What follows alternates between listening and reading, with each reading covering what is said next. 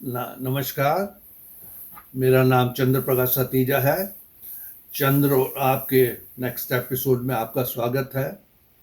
पिछली बार मैंने मंडल कमीशन और राम मंदिर में जो रथ यात्रा निकली थी, वो गोलियां चलाई गई थी, तो उसका जिक्र किया था।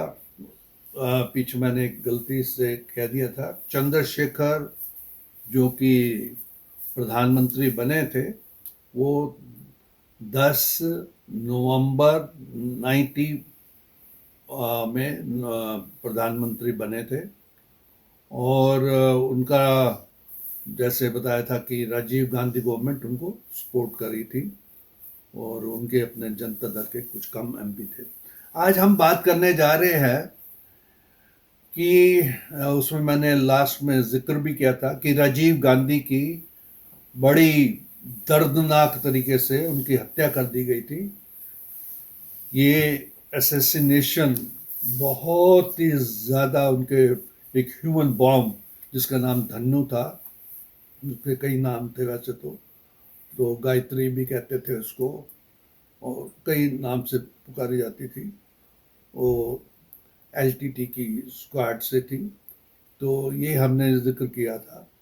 लेकिन उसके राजीव गांधी के साथ 14 आदमी, 13 और भी उनकी भी मृत्यु हुई थी, जिसमें ज़्यादातर तमिल पुलिस के पुलिस ऑफिसर्स थे।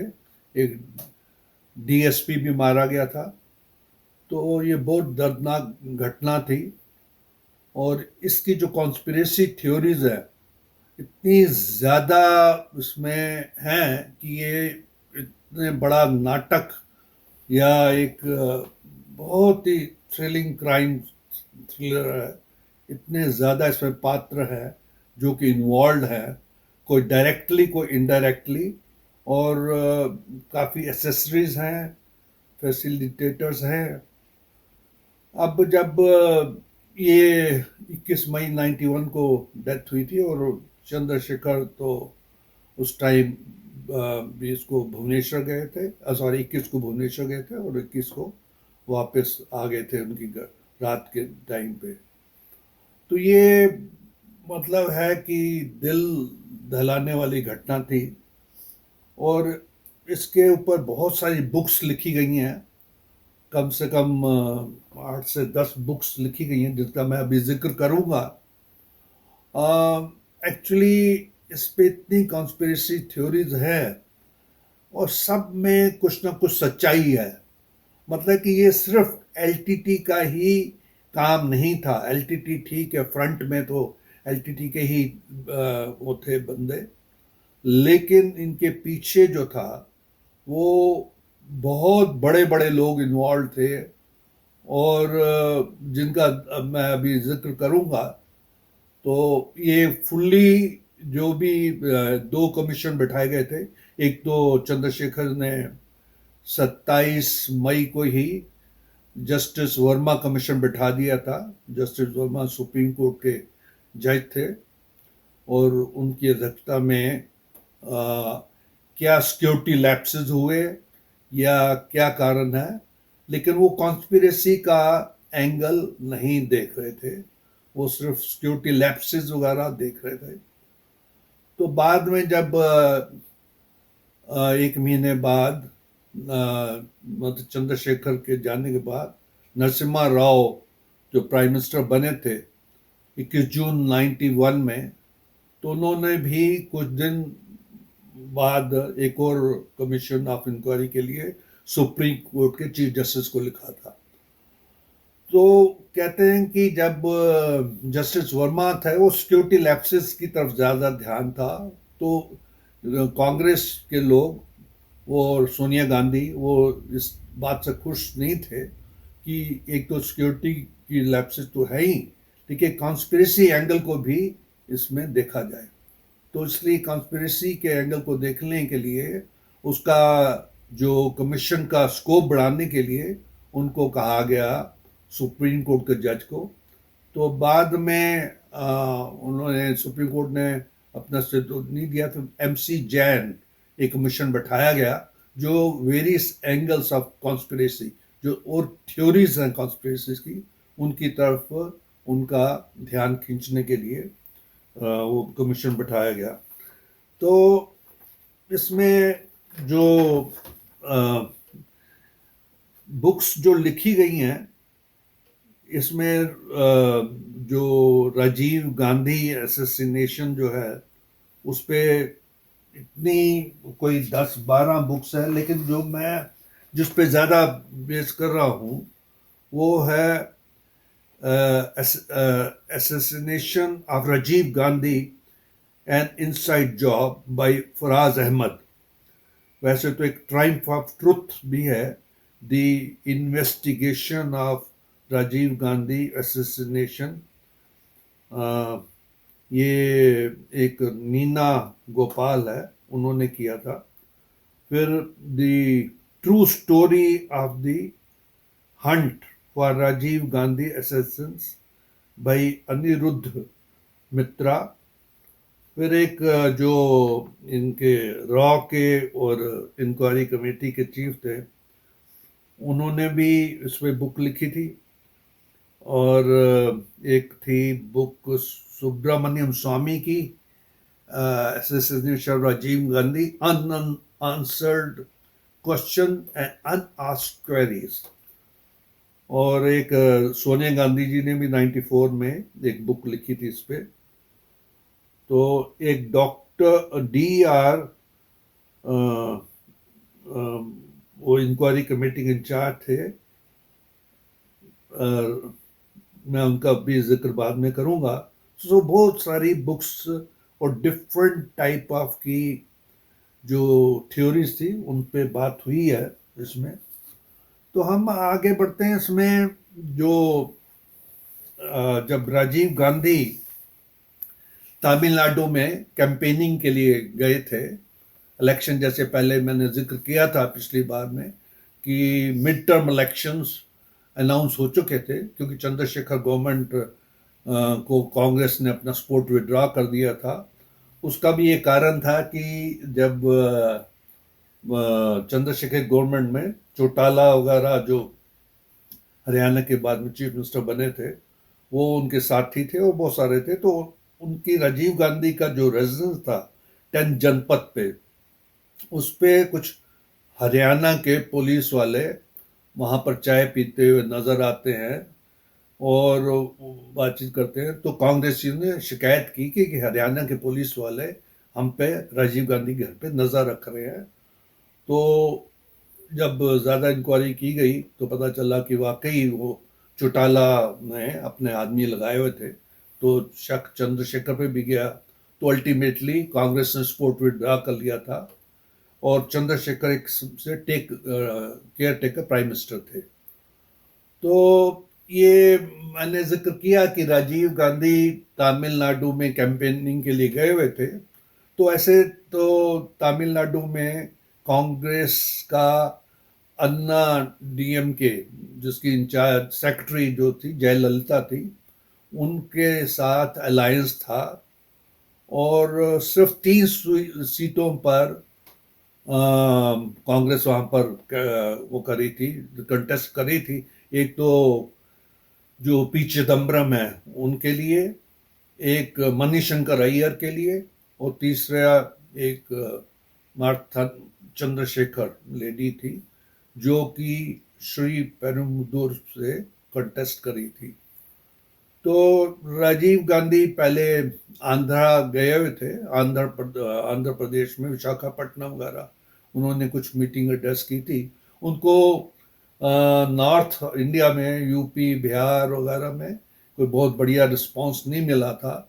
और जो उड़ीसा से तमिलनाडु में फिर उन्होंने अपना कैंपेनिंग शुरू की थी। तो वहाँ पर उनका विशाखापट्टनम से उनका जो पहले प्लान था 4 बजे चलने का, लेकिन उनके साथ जो वहाँ उनके पायलट थे चंदोक, कैप्टन चंदोक, उन्होंने फ़ोन किया राजीव गांधी को कि उसमें कुछ टेक्निकल स्नैग आ गया है तो प्लेन नहीं उड़ पाएगा। तो अराउंड 5:45-6 बजे के करीब शाम के तो फिर चंदोक ने किया कि वो टेक्निकल स्लैग जो है दूर हो गया, या कोई पार्ट था वो उनको मिल गया है, तो नाउ दे कैन फ्लाई। तो 2 घंटे जो वेस्ट चले गए उसमें काफी अंधेरा हो गया था, और राजीव गांधी तो विशाखापट्टनम में ही अपनी स्टे रुकने का कोशिश कर रहे थे, कि होटल की तरफ जा रहे थे, जब उनको फोन आ गया। तो खैर ये वापस फिर तमिलनाडु मतलब चेन्नई की तरफ मतलब प्लेन में उड़े। तो कोई प्लेन वहाँ पर चेन्नई में कोई 7:30 के करीब उतरा होगा, और वहाँ से आगे जाने का जो रास्ता था बाई कार था श्रीपेरुम्बदूर में, जो कि ऑलमोस्ट 1.5 से 2 घंटे का बाई कार का रास्ता था। तो वो वहाँ जब पहुँचे मीटिंग में तो ऑलमोस्ट 9 बज चुके थे, रात के 9 बज चुके थे, और खैर उनकी इंतज़ार हो रही थी। और आप हैरान होंगे कि उनका जो अपना पीएस था राजीव गांधी का, वो वहीं पर ही रुक गया था, विशाखापट्टनम में रुक गया। ओपी सागर उसका नाम था, वो साथ में आया नहीं, मतलब डिसअपियर हो गया विशाखापट्टनम में। ये मैं जिक्र कर रहा हूँ कि ये कई एक्टर कहे जाए या एसेसरीज कहे जाए जो इस पूरी स्टोरी में इन्वॉल्व थे, जैसे वो इवन कैप्टन जो चंदोक है, और ये ओपी सागर है, फिर आगे जो एक मार्थम चंद्रशेखर थी लेडी, उसकी बेटी ललिता प्रिय कुमार, वो एक और जगह से एमएलए के लिए कंटेस्ट कर रही थी। तो उन्होंने उनकी एक वो सहेली कोकिला, उसको आगे कर दिया कि वो एक पोएम सुनाएगी इनको, राजीव गांधी को पोएम सुनाएगी हिंदी में। खैर वो पूरा एक प्लान था या प्लॉट था। तो इसको मतलब है कि कंजेक्चर्स कहा जाए या जो भी कहा जाए, और इतने में वो जो मेन किलर है धनुआ, जिसको गायत्री नाम भी है, और भी उसके एक दो नाम थे एलाइस, और जो राजा रत्नम जो कि मेंटर रह चुके हैं इसके तामिल इलाम के, उनकी बेटी थी, सेकंड वाइफ से बेटी थी।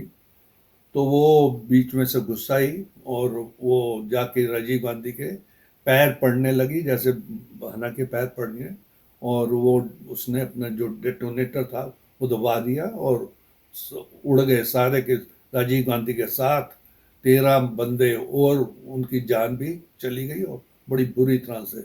और ये जो रेड कारपेट था, या जहाँ थोड़ा बहुत सिक्योरिटी वाले थे, उससे पहले ही ये सारा ड्रामा हो गया।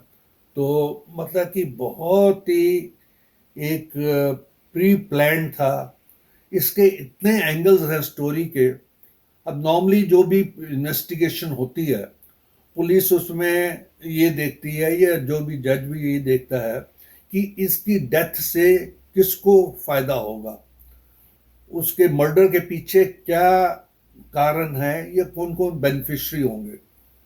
एक तो इसमें चंद्रशेखर पे भी इल्ज़ाम जाता है। चंद्रशेखर क्योंकि उनको पता था कि उनको तो गद्दी उनकी जा ही रही है, तो जैसे केयर टेकर बने हुए थे तो वो टाइम भी चाहते थे, तो चंद्रशेखर का भी नाम बीच में इन्वॉल्व है। और जो बाद में चंद्रशेखर के बाद नरसिम्हा राव आए, नरसिम्हा राव, पीवी नरसिम्हा राव को पहले से तो अनाउंस किया नहीं हुआ था। वो तो क्योंकि लीस्ट कंट्रोवर्शियल थे, और उनका बैकग्राउंड बड़ा अच्छा रहा, और वो ब्राह्मण भी थे, और उनके साथ काफ़ी थे। तो जैसे आपको पता है कि सोनिया गांधी तो मतलब है कि बीइंग ऑफ इटली ओरिजिन, उनका अपना कंटेस्ट करना तो पीएम की पोस्ट के लिए उनको लोग एक्सेप्ट ही नहीं कर रहे थे। और अभी राहुल और प्रियंका बहुत छोटे थे, तो खैर पीवी नरसिम्हा राव पे आया। तो आगे जाके पता चलता है कि एक चंद्र स्वामी थे, तांत्रिक को सब जानते हैं, पॉलिटिकल सर्कल में वो काफ़ी नाम था उनका, और सारे इवन चंद्रशेखर भी, और पीवी नरसिम्हा राव भी, सब उनके फैन थे, और कभी भी वो प्राइम मिनिस्टर हाउस में बिना रोक टोके आ जा सकते थे। उन पे कोई भी रोक टोक नहीं थी, उनकी पहुंच ऊपर तक थी। और मतलब बाद में बताएंगे कि जब इवन सोनिया गांधी के जो कॉन्फिडेंट थे, कैप्टन शर्मा और एक और, हाँ, नटवर सिंह, जो कि बहुत ही क्लोज थे सोनिया गांधी के, वो भी उनके फैन थे चंद्र स्वामी के। तो चंद्र स्वामी ने ही कांटेक्ट दिया था एक शिवा रसन को, जो कि मेन एक कांटेक्ट किलर था। और उसको भी किस किस ने फाइनेंस किया गया, एलटीटी को, प्रभाकरन को, और पूरे ऑपरेशन को सक्सेसफुल बनाने के लिए कहाँ कहाँ से पैसा आया, ये आप जैसे जैसे ये कहानी बढ़ती है तो पता चलता है कि इसमें तो बहुत सारे लोग इन्वॉल्व हैं, और बड़े हाई पोजीशन, हाई प्रोफाइल वाले लोग इन्वॉल्व थे।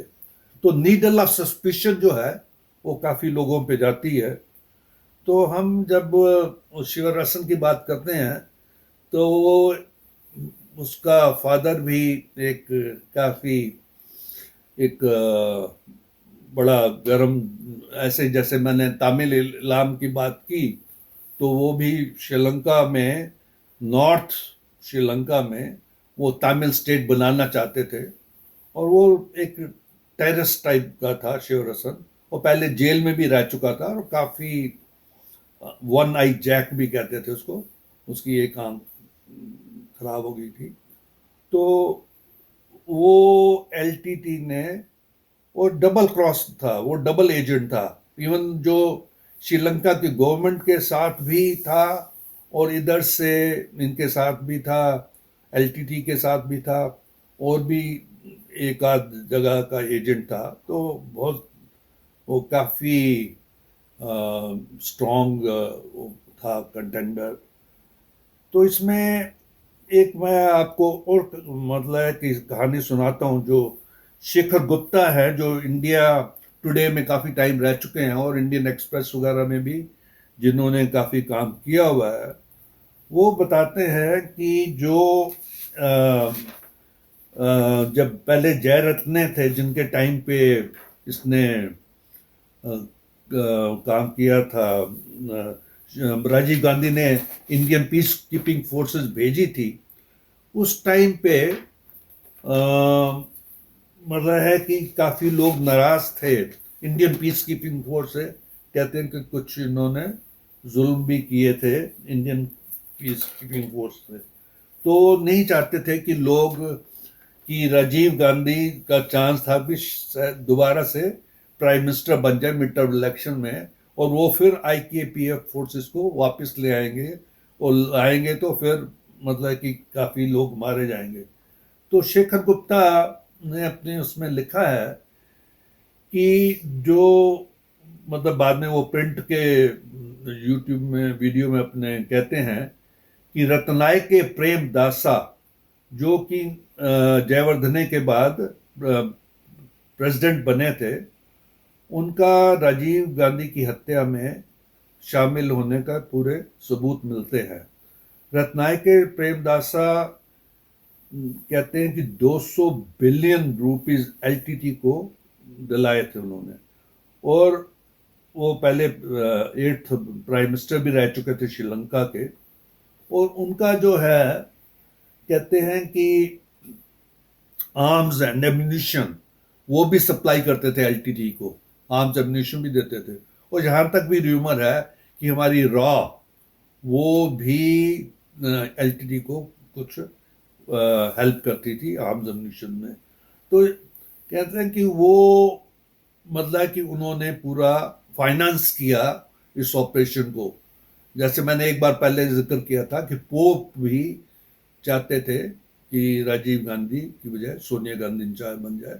तो वो भी एक एंगल था कि उन्होंने भी काफ़ी फाइनेंस किया था। और कहते हैं कि आखिर में जैसे को तैसा होता है, विधि का विधान होता है, कि ये जो रत्नायक के प्रेमदासा है, वही जिसके लिए एलटीटी को जिन्होंने पैसा दिया था। और 93 मई में वो खुद भी बिल्कुल उसी तरह मारे जाते हैं जैसे राजीव गांधी मारे गए थे। उसी तरह का प्लॉट होता है और उसमें भी कोई 21-22 लोग मारे जाते हैं। और वो मतलब है कि एलटीटी ने ही उनको भी मरवा दिया था।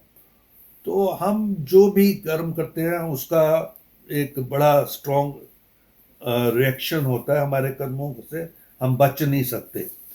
अब हम जस्टिस वर्मा की बात करते हैं।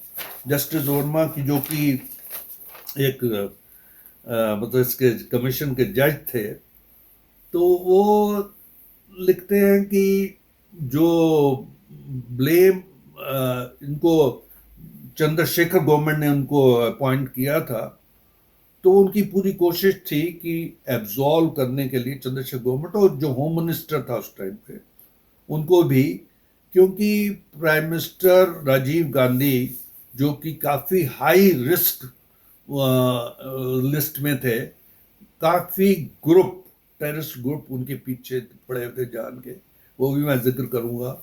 और सारे वो मतलब राजीव गांधी को मारना चाहते थे, तो उनको कोई सिक्योरिटी नहीं दी गई थी सफिशिएंट, जो स्पेशल गार्ड या नेशनल सिक्योरिटी गार्ड वैसे ऐसी कोई नहीं। जब पहले वीपी सिंह गवर्नमेंट थी जो 1989 में आई थी दिसंबर में, 30 जनवरी 90 को उन्होंने prime minister Rajiv Gandhi, ex prime minister Rajiv Gandhi की सिक्योरिटी विड्रॉ कर ली थी। तो एक्सेप्ट इनको एक ही वो था, पीएसओ मिला हुआ था जो कि गायब हो गया था वहाँ विशाखापट्टनम में, ओपी सागर।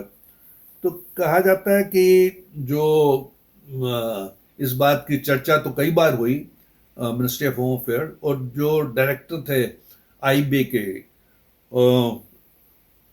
एम के नारायणन, उन्होंने एक बार उनके जॉइंट सेक्रेटरी जो होम मिनिस्ट्री के थे एन के सिंह, उनके कान में भी कहा था कि उनकी जान को खतरा है तो आप कुछ सिक्योरिटी प्रोवाइड करो। वो ये भी एक चांस की बात है कि 20 मई को या 19 मई को मतलब एक डिसीजन लिया जाता है कि उनको एसपीजी का प्रोटेक्शन दिया जाए राजीव गांधी को। और 20th May being a national holiday वो डिसीजन इम्प्लीमेंट नहीं हो पाता और 21 तारीख को उनकी हत्या हो जाती है। तो ये काफ़ी चीज़ें हैं, जस्टिस वर्मा ने इसको कंसिडर किया, लेकिन क्योंकि जो जॉइंट सेक्रेटरी थे होम मिनिस्ट्री के एन के वर्मा, वो सॉरी एन के सिंह, वो परसिस्ट करते रहे कि नहीं हमने पूरी कोशिश की, ये है वो है, मतलब कुछ ना कुछ एलबीज देते रहे, बहाने करते रहे। तो वो उनकी परसिस्टेंस से वो उनको बल्कि जस्टिस वर्मा ने कमेंट भी किया। लेकिन कांग्रेसी बहुत ज़्यादा नाराज थे कि इनको कोई सिक्योरिटी प्रोवाइड नहीं की गई थी। तभी वो जब नरसिम्हा राव आए तो इनको एमसी जैन की कमीशन और भी बिठाया गया। तो वैसे तो जो जस्टिस वर्मा की रिपोर्ट है, उन्होंने यूनियन मिनिस्ट्री और चंद्रशेखर को पूरा उन पर ब्लेम नहीं आने दिया, लेकिन इतने सारे लूप होल थे जिसका लूप होल का वो भी प्रॉपर जवाब नहीं दे पाए। वैसे तो बड़ी मेटिकुलसली उन्होंने अपनी रिपोर्ट तैयार की थी और सबको एग्जामिन भी किया था। लेकिन एक देखिए, जो आदमी जैसे खालिस्तानी भी राजीव गांधी की जान के पीछे थे, उसका भी मैं अभी जिक्र करूंगा। और कश्मीर के जो मिलिटेंट थे वो भी उनकी जान के पीछे पड़े हुए थे। और ऐसी ऑर्गेनाइजेशंस काफ़ी थी एलटीटी के अलावा। श्रीलंका में भी अदर देन एलटीटी भी बहुत थे लोग जो कि नहीं चाहते थे कि राजीव गांधी वापस आए, दोबारा प्राइम मिनिस्टर बने। इस बात का मैं एक जिक्र करूंगा। एक चंद्रशेखर ने एक महंत सेवादास सिंह, वो उनको लंदन भेजा था। वो लंदन में जाके वो उनको मिल जगजीत सिंह चौहान, जो खालिस्तानी एग्जाइल में खालिस्तान गवर्नमेंट बनाई थी जिन्होंने, उनसे जाके मिला था। उनसे काफ़ी ऐसी बातें पता चली जो उसने आके चंद्रशेखर को भी बताई, और फिर वर्मा कमीशन में और बाद में एमसी जैन कमीशन में, उन्होंने एमसी जैन कमीशन में उनकी स्टेटमेंट दी गई। तो लेकिन उनकी स्टेटमेंट को बहुत ज़्यादा इम्पोर्टेंस नहीं दी गई, एक फिबिंग कहा गया, मतलब कि ऐसे ही बातें करता है जो कि बहुत रिलायबल नहीं है, इन पे ज़्यादा विश्वास नहीं किया जा सकता। लेकिन उन्हीं दिनों में एक मतलब जस्ट बिफोर राजीव गांधी के असेसिनेशन के, बहुत ही नटोरियस खालिस्तानी दिल्ली आया हुआ था, और ये जगजीत सिंह चौहान बाद में जब 98 के आसपास, जहाँ अकाली दल की गवर्नमेंट बन गई थी पंजाब में, तो आए थे वहाँ पर, और तब तक खैर उनकी सरकार आ गई थी अटल बिहारी वाजपेयी की, जो कि इनको कभी माफ़ नहीं किया, खालिस्तान की जो एग्जाइल में गवर्नमेंट बनाई थी। लेकिन खैर वो वैसे ही वहाँ पर आके इंडिया में उनकी डेथ हो गई थी, जगजीत सिंह चौहान की। तो उन लेकिन मैं बता रहा हूँ कि महंत सेवा दास सिंह की उसकी स्टेटमेंट को बहुत ज़्यादा सीरियसली नहीं लिया गया था, लेकिन वो भी इन्वॉल्व थे, और ऐसे काफ़ी सारे एंगल थे। अच्छा, नरसिम्हा राव की जब गवर्नमेंट आई तो उन्होंने 29 जून को ये जैन कमीशन बैठा दिया था, और जैन कमीशन ने काफ़ी लोगों को उनकी सामने पेश हुए, इंक्वायरी की, सब कुछ किया, लेकिन वो भी किसी कंक्लूजन पे नहीं पहुंचे। जैसे मैंने बताया कि इतनी इसमें कॉन्स्पिरेसी थ्योरीज थी, कई लोग मतलब उनको मारना चाहते थे। इवन जब सोनिया गांधी पहले राजीव गांधी के साथ ही थी, मैंने इसका पहले भी जिक्र किया है, लेकिन उस टाइम पे 21 मई को वो होटल में ही ठहर गई, उनके साथ नहीं आई। तो और बाद में जब ये डिफरेंट जो धन्नु तो मारी गई थी, लेकिन और बहुत सारे जो एक्ट वो थे जो कि इसमें इन्वॉल्व थे असैसिनेशन में, एलटीटी के लोग थे, तो वो भी उनको छुड़ाने के लिए, जैसे नलिनी थी, मुर्गन था, और कोई 7-8 लोगों के नाम हैं, तो उनको फांसी की सज़ा होनी थी या हो गई थी, लेकिन सोनिया गांधी और फिर प्रियंका भी गए थे कि इनकी सज़ा को मतलब है कि माफ़ कर दिया जाए, और फिर वो डेथ सेंटेंस जो है लाइफ इम्प्रिजनमेंट में हो गई थी। तो मतलब कि ये एक बहुत ही ऐसी घटना थी जो कई सालों तक इसके ऊपर बात की जा सकती है, और अभी भी कई लोग इस पे बुक्स लिख रहे हैं। मैं क्योंकि टाइम की देखते हुए मैं आज इसको यही समाप्त करता हूँ, और फिर मेरा यही आग्रह है आपसे, मेरे इस वीडियो को आप देखें, वॉच कीजिए और उनको फॉरवर्ड कीजिए, लाइक कीजिए, सब्सक्राइब कीजिए, और आपका बहुत बहुत धन्यवाद।